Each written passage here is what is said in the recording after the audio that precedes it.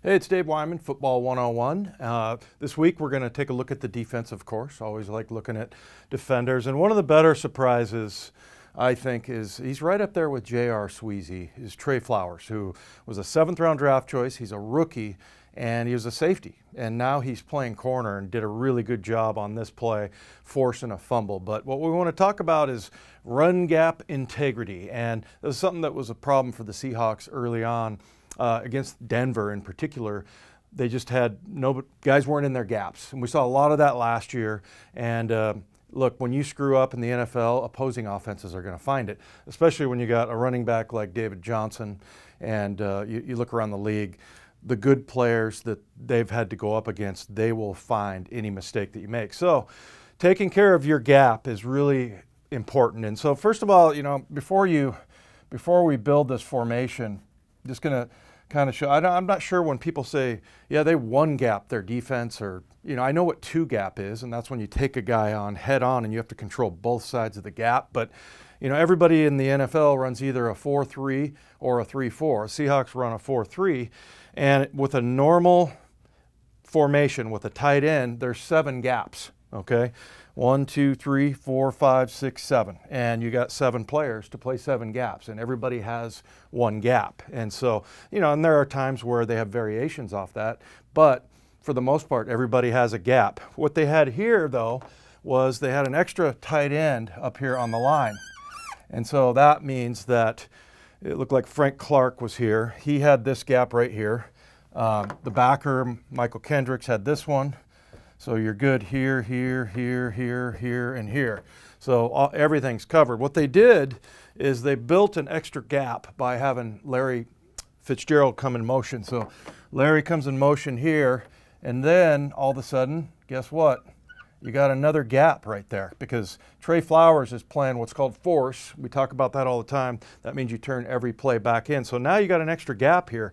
So what Bradley McDougald does is he comes up in here, and then he plays that gap. And then, of course, Tre is still outside. He has the more outside gap. So he ends up loosening up a little bit, and he kind of drops back in here because he can still get force from there. And they run a play where it's kind of a choice for David Johnson. It's a handoff right here inside, but then he kind of goes and he's looking for a gap, and they did this a lot, and they tested a lot on the edge because they feel like David Johnson could run through our corners, and they have that gap outside. So he chose, he had here, everybody was covered, everybody was in their gap, and so he decided to go outside, and then he was going to cut it back up on Tre Flowers. And what Tre did was come up and just popped David Johnson. I could hear it. We were a mile away from the field where our booth was, Rabel and myself, and you could hear the crack of the pads. And now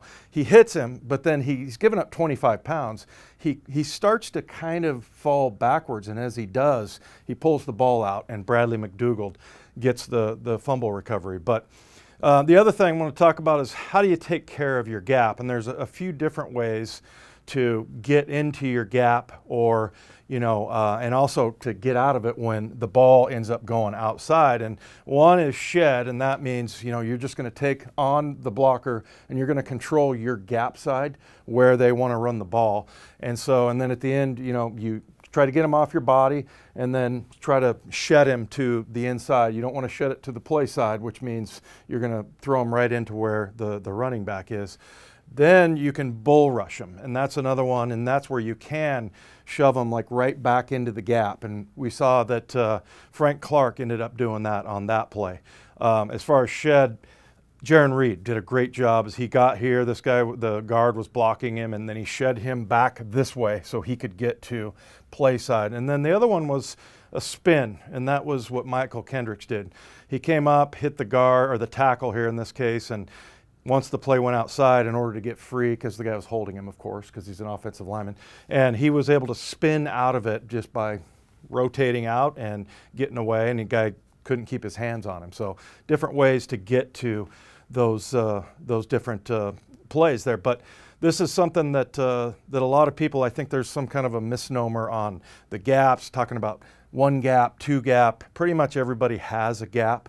And whenever you see a play go for a long run, it's typically because somebody wasn't in their gap. And sometimes it's because guys get too far upfield, or sometimes they get stretched a little bit too much. So running backs look for both depth and width in the box. And what you want is all these guys playing together on the same level and everybody in their gap. And they did a great job of that. And of course, Bradley McDougald, who always does right, comes up and takes on Larry Fitzgerald and forces David Johnson to go outside right into Tre Flowers, who forces the fumble, makes a big play, and he's been playing really well this year. I think he's probably the biggest surprise on this defense this year.